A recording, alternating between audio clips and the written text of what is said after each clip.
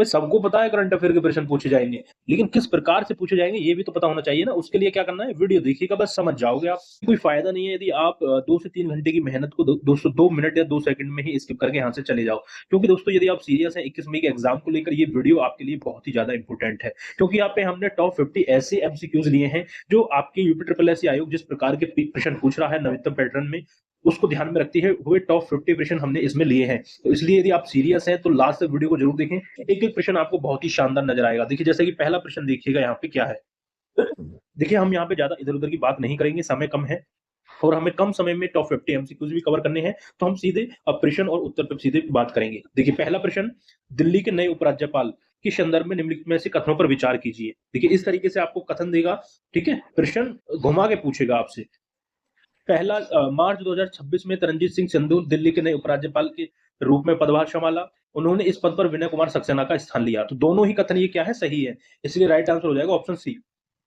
अब तुम्हें यहाँ पे एक चीज क्लियर होगी, ठीक है, दिल्ली के जो नए उपराज्यपाल कौन बने हैं, तरनजीत सिंह सिंधु, और इन्होंने किसका स्थान लिया है, विनय कुमार सक्सेना का। तो दूसरा यहाँ पे ऑप्शन सी यहाँ पे राइट आंसर हो जाएगा। देखिए इस तरीके के प्रश्न करंट अफेयर में किस तरीके के प्रश्न पूछ रहा है, अभी आपको अंदाजा लग गया होगा, ठीक है, पहले प्रश्न से ही आपका अंदाजा लग गया होगा कि इस प्रकार के प्रश्न देखने को मिलेंगे। जैसे कि दूसरा प्रश्न कि फरवरी 2026 में जारी time women of the year 2026 की सूची में शामिल होने वाली एकमात्र भारतीय सामाजिक कार्यकर्ता सफीना हुसैन किस संगठन की संस्थापक हैं। तो ये आपसे पूछा है, तो इसका राइट आंसर हो जाएगा educate girls foundation to educate girls globally, ठीक है, ये इनकी संस्थापक हैं। तो बहुत से बच्चे यहाँ पे सफीना हुसैन नाम याद कर लेंगे, सफीना हुसैन, ठीक है, लेकिन संस्थापक किस संगठन की है, एजुकेट गर्ल्स। इस तरीके से प्रश्न बनेगा, ठीक है, तो आप इस चीजों को ध्यान में रखिए। देखिए प्रश्न में भी सारी चीजों को तैयार करना है, आपसे इस तरीके से पूछ सकता है कि सफीना हुसैन जो है कौन है, time women of the year 2026 की सूची में जो शामिल होने वाले एकमात्र भारतीय सामाजिक कार्यकर्ता है, ठीक है, और ये कौन से संगठन की संस्थापक हैं, एजुकेट गर्ल्स। चलिए आगे बढ़ते हैं प्रश्न नंबर 3 की तरफ। देखिए इसी से रिलेटेड प्रश्न नंबर तीसरा है कि सामाजिक कार्यकर्ता सफीना हुसैन और उनके संगठन के संदर्भ में कौन सा कथन सही नहीं है। ऐसे प्रश्न आयोग पूछ रहा है। देखिए मैं क्या कर रहा हूं यहाँ पे, हमारा केवल उद्देश्य क्या है, केवल उद्देश्य केवल टॉप 50 एमसीक्यूज कराना नहीं है, उद्देश्य ये भी है कि वो टॉप 50 एमसीक्यूज किस तरीके से एग्जाम में आपको देखने को मिलेंगे, क्या तरीका रहेगा पूछने का, वो चीजें भी हम यहाँ पे डिस्कस कर रहे हैं। और उसी के आधार पर, उसी के अकॉर्डिंग मैंने प्रश्नों को तैयार किया है, उसी के अकॉर्डिंग जिस तरह आयोग पूछ रहा है, ठीक है। चलिए थर्ड देखते हैं कि सामाजिक कार्यकर्ता सफीना हुसैन और उनके संगठन के संदर्भ में कुछ कौन सा तथ्य सही नहीं है, आपसे पूछा है, बताना है। तो time women of the year 2026 की सूची में कुल 16 वैश्विक नेताओं को शामिल किया गया, क्या ये सही है, तो आप कहेंगे बिल्कुल सही है। और दूसरा देखेंगे, उनके संगठन द्वारा स्कूल वापस लाई गई लड़कियों की संख्या लगभग 20 लाख से अधिक है, बिल्कुल सही है। इनके संगठन को वर्ष 2025 में रेमन मैग्नेसी पुरस्कार से सम्मानित किया गया, बिल्कुल सही है। आगे वे जम्मू कश्मीर राज्य बोर्ड की वर्तमान महानिदेशक के रूप में कार्यरत है, ये गलत है, ठीक है। तो ऑप्शन डी यहाँ पे राइट आंसर हो जाएगा। बाकी इनके बारे में ये 3 विकल्प बिल्कुल सही है। इस तरीके से दोस्तों यदि आपने गहराई से चीजों को पढ़ोगे, ठीक है, तो ही आप कर पाओगे करंट अफेयर में भी। चलिए प्रश्न नंबर 4, मार्च 2026 में भारत की किसी कार्यरत परमाणु ऊर्जा संयंत्र के संचालन का नेतृत्व करने वाली पहली महिला कौन बनी है, तो ये बनी है आपकी आर एम नचम्मई, ठीक है, ऑप्शन ए राइट आंसर होगा, ठीक है, आर एम नचम्मई, ठीक है, याद रखेंगे। चलिए प्रश्न नंबर 5 की तरफ कि कैगा जनरेटिंग स्टेशन की मुख्य अधीक्षक नियुक्त की गई आर एम नचम्मई इस परमाणु ऊर्जा संयंत्र की किन यूनिट्स के संचालन का नेतृत्व संभालेंगी, तो किन का संभालेंगी, यूनिट 3 और 4 का, ठीक है, ऑप्शन बी राइट आंसर होगा। यूनिट 3 और 4 का जो है ये संचालन कर संभालेंगी कौन, आर एम नचम्मई, ठीक है। चलिए आगे बढ़ते हैं प्रश्न नंबर 6 की तरफ। दोस्तों आपने जो पढ़ा है बहुत अच्छी बात है, आपने क्या पढ़ा है आप यहाँ पे देख लीजिएगा, आप एक आध प्रश्न कर पा रहे हैं या नहीं, ठीक है, 50 प्रश्नों में से यदि आप, मैं समझता हूँ यहाँ पे 15 प्रश्न भी आप कर पा रहे हैं तो आपने सही पढ़ा है, ठीक है। चलिए देखिए लास्ट तक देखिएगा कितने प्रश्न आप कर पाओगे, नहीं भी कर पाओगे कोई बात नहीं, लेकिन तैयार कर लीजिएगा, क्योंकि समय अब आपके पास, ये समझ लीजिएगा एक ही बार वीडियो देखने का समय, तो अच्छे से प्रश्न को पकड़ बनाइएगा, अच्छे से एक एक प्रश्न पर। अगला प्रश्न है, प्रख्यात पत्रकार एच के दुआ, पत्रकार है ये एच के दुआ, मार्च 2026 में 88 वर्ष की अवस्था में निधन हो गया इनका, उनके संदर्भ में कौन सा कथन असत्य है, आपको बताना है। असत्य कथन आपसे पूछा है, तो पहला, उन्हें भारत सरकार द्वारा पद्म भूषण नागरिक सम्मान प्रदान किया गया, बिल्कुल सही है, प्रदान किया गया। वे डेनमार्क वर्ष 2001 से 3 में भारत के राजदूत रह चुके थे, ये भी बिल्कुल सही है। उन्हें वर्ष 2009 में राज्यसभा के लिए नामित किया गया था, ये भी सही है। ऑप्शन डी है वे भारतीय रिजर्व बैंक के केंद्रीय निदेशक मंडल के सदस्य रह चुके हैं, ये गलत है आपका, ठीक है। बाकी तीनों सही है, इसलिए राइट आंसर हो जाएगा ऑप्शन डी, ठीक है। चलिए आगे बढ़ते हैं। क्वेश्चन नंबर 7 देखते हैं कि हाल ही में वीर चक्र से सम्मानित किस सैन्य अधिकारी का 95 वर्ष की अवस्था में निधन हो गया, जिन्होंने 1965 में भारत पाकिस्तान युद्ध के दौरान जो है महत्वपूर्ण भूमिका निभाई थी। तो वो कौन थे आपके? वो थे आपके केजी जॉर्ज। कौन थे? KG George. प्रश्न नंबर 8 देखते हैं। प्रसिद्ध लोक कलाकार उत्सव चरण दास का फरवरी 2026 में जो है निधन हो गया। प्रसिद्ध लोक कलाकार थे उत्सव चरण दास, इनका फरवरी 2026 में निधन हो गया। वे किस राज्य की पारंपरिक लोक कला घोड़ा नाच से जुड़े थे? तो ये घोड़ा नाच किस राज्य की पारंपरिक लोक कला है, ये आपसे पूछा है। तो ये ओडिशा की है, ठीक है। तो याद रखना, जो उत्सव चरण दास है, इनका निधन हो गया है फरवरी 2026 में, और ये एक पारंपरिक लोक कला घोड़ा नाच से संबंधित थे, जो कि ओडिशा राज्य की पारंपरिक लोक कला है, ठीक है। ओडिशा राज्य की घोड़ा नाच, ठीक है। चलिए आगे बढ़ते हैं प्रश्न नंबर 9 की तरफ। इसी तरह शानदार प्रश्नों को आगे चलेंगे कंटिन्यू, बस आप लास्ट तक बने रहिएगा वीडियो में, ठीक है। प्रश्न नंबर, लोक कलाकार उत्सव चरण दास को किस वर्ष कला के क्षेत्र में उत्कृष्ट योगदान के लिए प्रतिष्ठित पद्मश्री सम्मान से नवाजा गया? तो वो साल था आपका 2020, ठीक है। वो साल था आपका 2020। आगे बढ़ते हैं, 10वां प्रश्न देखेंगे कि मार्च 2026 में श्रीनगर सेंट्रल जेल की अधीक्षक सुप्रीडेंट नियुक्त होने वाली पहली कश्मीरी महिला कौन बनी है? तो ये कौन बनी है, आपको याद रखना है, इनका नाम सबा सॉल, ठीक है। ये कौन बनी है? श्रीनगर सेंट्रल जेल की अधीक्षक बनी है, और ये पहली कश्मीरी महिला है। सबा सॉल नाम है इनका, ठीक है, सबा सॉल, ठीक है। चलिए आगे बढ़ते हैं, 11वां प्रश्न देखेंगे। कांग्रेस के वरिष्ठ नेता केपी उन्नीकृष्णन का मार्च 2026 में निधन हो गया, ठीक है, हो गया। उन्होंने किस ऐतिहासिक युद्ध के दौरान भारतीयों को बड़े पैमाने पर सुरक्षित निकालने में महत्वपूर्ण भूमिका निभाई थी? ठीक है, याद रखेंगे। तो इसका राइट आंसर हो जाएगा खाड़ी युद्ध, गल्फ वार 1990 में जो हुई थी। इन्होंने पी उन्नीकृष्णन का जो है, इन्होंने बहुत महत्वपूर्ण भूमिका निभाई थी, ठीक है। कांग्रेस के वरिष्ठ नेता है, इनका हाल ही में निधन हो गया है। इनसे रिलेटेड जो प्रश्न पूछ सकता है वो यही पूछ सकता है कि ऐतिहासिक युद्ध के दौरान, किस ऐतिहासिक युद्ध के दौरान भारतीयों को बड़े पैमाने पर सुरक्षित निकालने के लिए महत्वपूर्ण भूमिका निभाई थी? तो वो खाड़ी युद्ध, गल्फ वार 1990-91 में जो हुआ था, ठीक है। प्रश्न नंबर 12 देखते हैं कि मार्च 2026 में भारतीय नौसेना में नौसेना आयुध महानिदेशक डायरेक्टर जनरल ऑफ नवल आर्मेनेंट के रूप में किसने पदभार ग्रहण किया?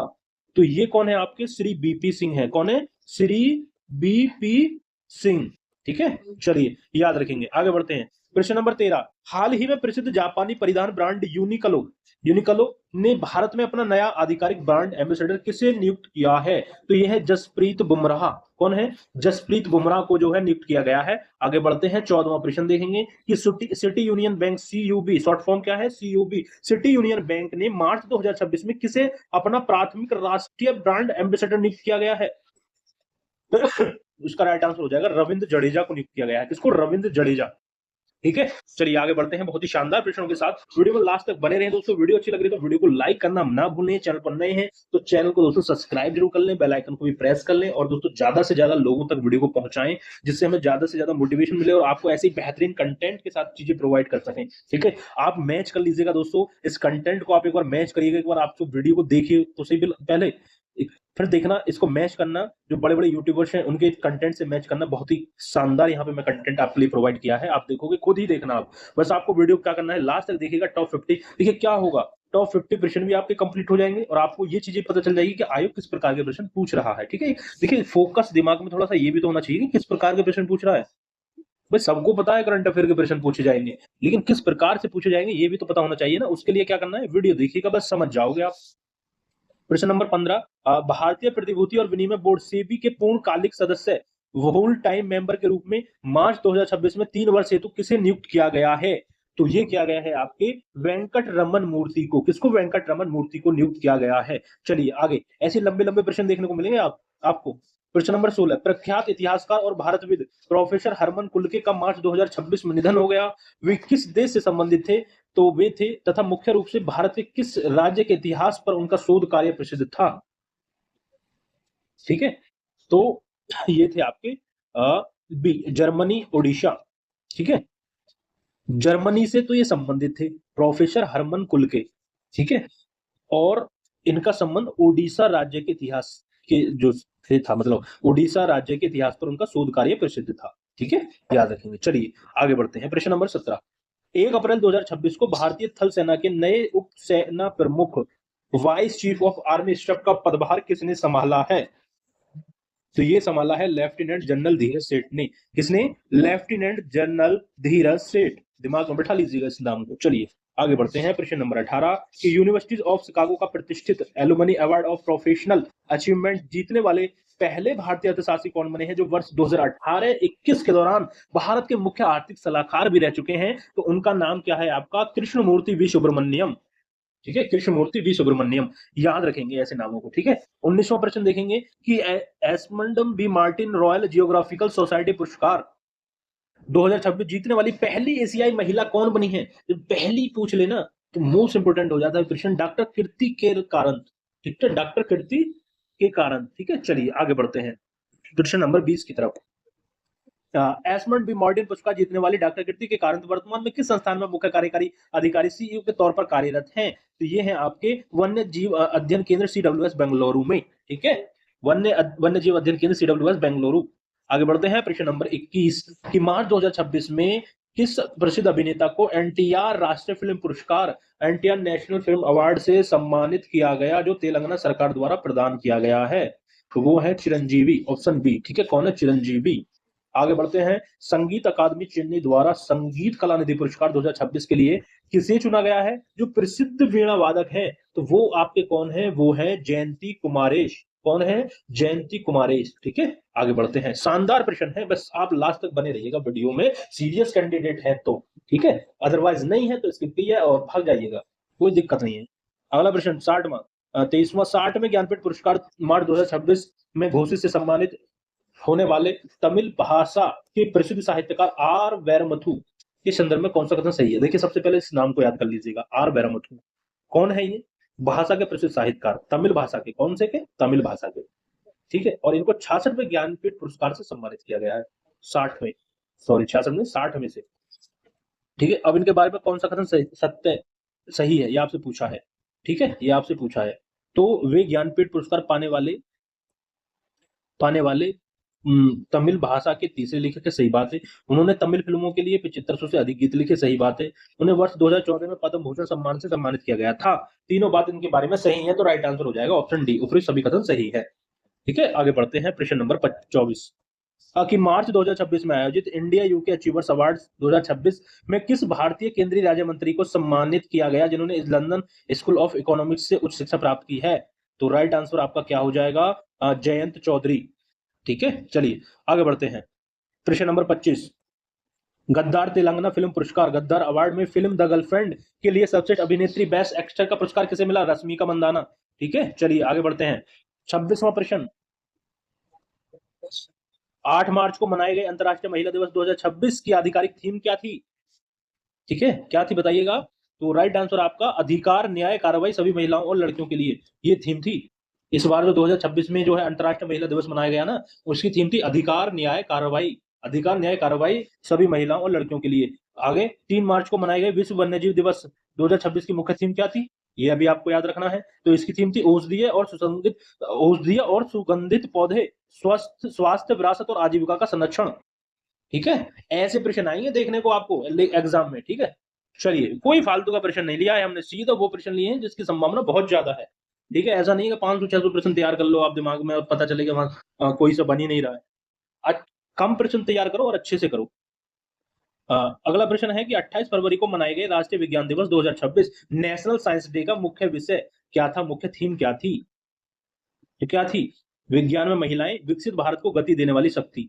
ठीक है, ये थीम थी, याद रखेंगे। आगे बढ़ते हैं कि 10 मार्च 2026 को केंद्रीय औद्योगिक सुरक्षा बल सीआईएसएफ ने अपना कौन सा स्थापना दिवस मनाया, जिसकी स्थापना वर्ष 1969 में हुई थी? तो सीआईएसएफ की स्थापना 1969 में हुई थी। और अब के कौन से नंबर का स्थापना दिवस मनाया है, ये आपसे पूछा है।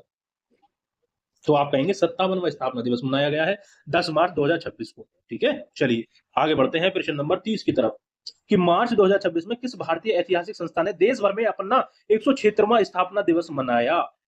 तो वो संस्था है भारतीय भूवैज्ञानिक सर्वेक्षण। इन्होंने 176वां स्थापना दिवस मनाया है। आगे बढ़ते हैं 31वां प्रश्न कि हाल ही में विमोचित पुस्तक महात्मा ए महान विचारक महात्मा एक महान विचारक के मूल लेखक कौन है? जिसका विमोचन केंद्रीय मंत्री मनसुख मांडविया ने किया है। ठीक है, तो लेखक यदि पूछा है, देखिए हाँ, तो लेखक पूछा है कौन है, तो आप कहेंगे डॉक्टर धीरज काकड़िया है। ठीक है, महात्मा एक महान विचारक, महात्मा एक महान विचारक की पुस्तक लिखी है किसने? डॉक्टर धीरज काकड़िया ने। ठीक है, इसका विमोचन किसने किया है? ये विमोचन किया है केंद्रीय मंत्री मनसुख मांडविया ने। ठीक है, दोनों को अलग अलग याद रखना आप नामों को। आगे बढ़ते हैं 32वां प्रश्न कि निम्नलिखित में से कौन सी पुस्तक भारतीय रिजर्व बैंक आरबीआई के पूर्व गवर्नर उर्जित पटेल द्वारा लिखी गई, जो हाल ही में चर्चा में रही?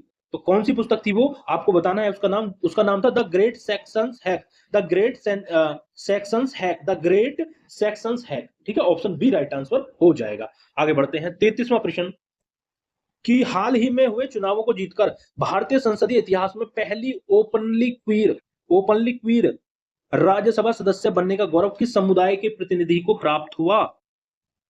तो ये है एलजीबीटीक्यू समुदाय। ठीक है, एलजीबीटीक्यू समुदाय, याद रखेंगे इस सवाल को, बहुत ही अच्छा सवाल है ये। आगे बढ़ते हैं 68वें ग्रैमी पुरस्कार समारोह का आयोजन 1 फरवरी 2026 को लॉस एंजिल्स में किया गया। इसमें साल का सर्वश्रेष्ठ गीत सॉन्ग ऑफ द ईयर किसे चुना गया? बताइएगा किसे चुना गया? तो आप कहेंगे wildflower, Billie Eilish, song of the year. ठीक है, आगे बढ़ते हैं बहुत ही जल्दी। हम देखिए 35वें प्रश्न पे पहुंच गए। 50 प्रश्नों को हम यूं ही कर लेंगे, बस आप हमारे साथ बने रहें सीरियस कैंडिडेट की तरह। ठीक है, यदि आपके नहीं बनने प्रश्न कोई बात नहीं है, कोई बात नहीं है, जो गलती करनी है यहाँ कर लो। एग्जाम 21 मई को है ना, आप जो गलती करनी है अभी कर लो, उसके बाद एग्जाम में ऐसे राइट मानना, ऐसे। ठीक है, आगे बढ़ते हैं। विंग्स इंडिया 2026 पुरस्कारों में भारत के किस हवाई अड्डे को वर्ष का सर्वश्रेष्ठ हवाई अड्डा, एयरपोर्ट ऑफ द ईयर घोषित किया गया? तो वो कौन सा है? इंदिरा गांधी अंतरराष्ट्रीय हवाई अड्डा, दिल्ली। ठीक है, वर्ष का सर्वश्रेष्ठ हवाई अड्डा घोषित किया गया है इनको, एयरपोर्ट ऑफ द ईयर 2026। ठीक है, चलिए आगे बढ़ते हैं अगले प्रश्न की तरफ। 36वां प्रश्न देखेंगे यहाँ पे क्या है कि फरवरी 2026 में मणिपुर के नए मुख्यमंत्री के रूप में किसने शपथ ली? तो ये है युमनाम खेमचंद जी। ठीक है, कौन है? युमनाम खेमचंद जी, युमनाम खेमचंद जी। आगे बढ़ते हैं 83 में गोल्डन ग्लोब अवार्ड 2026 में मोशन पिक्चर ड्रामा श्रेणी के किस फिल्म ने सर्वाधिक 4 पुरस्कार जीतकर सर्वश्रेष्ठ फिल्म का खिताब हासिल किया? तो राइट आंसर होगा आपका one battle of the another. ठीक है, one battle of the another ने जो है ये किया है। आगे बढ़ते हैं 59वें ज्ञानपीठ पुरस्कार से सम्मानित हिंदी साहित्य के किस प्रख्यात विद्वान का दिसंबर 2025 में निधन हो गया, जिनके प्रसिद्ध उपन्यास नौकर की कमीज शामिल है? जिनका प्रसिद्ध उपन्यास क्या था? नौकर की कमीज। तो ये है आपके विनोद कुमार शुक्ल। कौन है? विनोद कुमार शुक्ल है ये। ठीक है, नाम याद रखेंगे इनका। आगे बढ़ते हैं। भारतीय मूल के किस डेमोक्रेटिक उम्मीदवार ने अमेरिकी इतिहास में न्यूयॉर्क शहर के पहले मुस्लिम मेयर तथा सबसे युवा मेयर बनने का गौरव प्राप्त किया है? वो है आपके जोहरान ममदानी। कौन है? जोहरान ममदानी। आगे बढ़ते हैं प्रश्न नंबर 40 की तरफ। नवंबर 2025 में उत्तर प्रदेश राज्य NITI Aayog UP state transformation commission का नया मुख्य कार्यकारी अधिकारी सीईओ किसे नियुक्त किया गया? तो ये है मनोज कुमार सिंह। ठीक है, आगे बढ़ते हैं 41वां प्रश्न। संयुक्त राष्ट्र पर्यावरण कार्यक्रम द्वारा champions of the earth award 2026 Bharat के किस वरिष्ठ प्रशासनिक अधिकारी को प्रदान किया गया? तो ये सुप्रिया साहू को प्रदान किया गया। ठीक है, चलिए आगे बढ़ते हैं। पेटा इंडिया ने पशु कल्याण और वन्य जीवों के संरक्षण के लिए सक्रियता के लिए वर्ष 2025 का पर्सन ऑफ द ईयर किसे घोषित किया गया है? तो रवीना टंडन। ठीक है, इनको मिला है पेटा इंडिया की तरफ से पर्सन ऑफ द ईयर। नाम मत भूल जाना, रवीना टंडन, अक्षय कुमार। चलिए, शायद मुझे याद नहीं है, थोड़ा सा कंफ्यूजन है। आगे बढ़ते हैं। सितंबर 2025 में विज्ञान भवन में आयोजित 71वें राष्ट्रीय फिल्म पुरस्कारों में वर्ष 2023 के लिए सर्वश्रेष्ठ अभिनेता का पुरस्कार किसे दिया गया? बताइएगा। सर्वश्रेष्ठ अभिनेता शाहरुख खान, फिल्म जवान के लिए। ठीक है, चलिए आगे बढ़ते हैं। 44वां प्रश्न। प्रतिष्ठित 67वें रेमन मैग्सेसे पुरस्कार 2025 के लिए किस भारतीय सामाजिक संगठन को चुना गया और जो देश में बालिकाओं के शिक्षा पर केंद्रित हैं? तो इसके ऊपर तो हमने पहले ही बात की थी। वो कौन सा? Educate girls. ठीक है, educate girls, foundation to educate girls globally, educated girls. ठीक है, चलिए आगे बढ़ते हैं। 45वां प्रश्न। 16 सितंबर को मनाए गए विश्व ओजोन दिवस 2025 वर्ल्ड ओजोन डे की आधिकारिक विषय वस्तु थीम क्या घोषित की गई? बताइएगा। विज्ञान से वैश्विक कार्रवाई तक, from science to global action. याद रखेंगे इस नाम को। ठीक है, 46वां 23 अगस्त को मनाए गए राष्ट्रीय अंतरिक्ष दिवस की थीम क्या थी? तो ऑप्शन ए आर्यभट्ट से गगनयान, प्राचीन ज्ञात से अनंत संभावनाओं तक। ठीक है, आर्यभट्ट से गगनयान, प्राचीन ज्ञान से अनंत संभावनाओं तक। 47वां प्रश्न की तरफ बढ़ते हैं। क्या है कि पूर्व राज्यपाल सत्यपाल मलिक का हाल ही में निधन हो गया। वे अपने राजनीतिक व प्रशासनिक करियर के दौरान निम्नलिखित में से किस राज्य के संसद प्रदेश के राज्यपाल रहे? तो ये रहे थे आपके बिहार और उड़ीसा, गोवा और मेघालय, जम्मू कश्मीर, 317 हटने के समय उपयुक्त सभी के। ठीक है, याद रखेंगे। चलिए 48वां प्रश्न देखेंगे। केरल पर्यटन विभाग को वर्ष 2025 में सबसे आकर्षक सोशल मीडिया अभियान के लिए प्रतिष्ठित गोल्ड अवार्ड मिला। यह पेटा गोल्ड अवार्ड 2025 समारोह कहां आयोजित किया गया था? बैंकॉक, थाईलैंड में किया गया था। ठीक है। 49वां प्रश्न कि उपराष्ट्रपति सीपी राधाकृष्णन द्वारा विमोचित की गई पुस्तक सनातन संस्कृति की अटल दृष्टि के लेखक कौन है, जो राजस्थान विधानसभा के वर्तमान अध्यक्ष भी हैं? तो कौन है? वासुदेव देवनानी। ये राजस्थान विधानसभा के वर्तमान अध्यक्ष भी हैं, वासुदेव देवनानी। सनातन संस्कृति की अटल दृष्टि, ये पुस्तक लिखी है। अब बढ़ते हैं लास्ट प्रश्न की तरफ। 23 सितंबर को देश भर में मनाए गए आयुर्वेद दिवस 2025 का मुख्य विषय भारत सरकार द्वारा क्या तय किया गया था? जो 23 सितंबर को आयुर्वेद दिवस मनाया गया है ना, तो उसका मुख्य विषय थीम क्या सरकार द्वारा तय किया गया? तो वो मानव और धरती के लिए आयुर्वेद, मानव और धरती के लिए आयुर्वेद। तो ये थे टॉप 50 प्रश्न। कैसे लगे प्रश्न दोस्तों, आप एक बार कमेंट करके बताइएगा। और दोस्तों मैं आपको एक चीज क्लियर कर दूं, 2 से 3 वीडियोस और आएंगी हमारी, और आपकी कंप्लीट करंट अफेयर दोस्तों यहाँ पे मैं खत्म कर दूंगा। 2 से 3 वीडियो और आएंगी बस, और टाइम भी 2 से 3 दिन का ही बचा है, तो 2 से 3 वीडियो हम बहुत जल्दी लाने की कोशिश करेंगे। और कंप्लीट करंट अफेयर आपकी यूपी लेखपाल के लिए हम पूरा पैकेज हम तैयार कर चुके होंगे। इससे पहले हमारी 6 वीडियो लगभग आ चुकी हैं। जिसने नहीं देखी है प्लीज उनको देखिएगा चैनल पर जाके, वो काफी हेल्पफुल होंगी, क्योंकि बहुत कम समय में हमने आपको बहुत अच्छी अच्छी चीजें वहां पे कराई हैं। ठीक है, पूरा यूपी लेखपाल के लिए स्पेशली। ठीक है, मिलते हैं बहुत जल्द अगली वीडियो में, तब तक के लिए जय हिंद, जय भारत दोस्तों।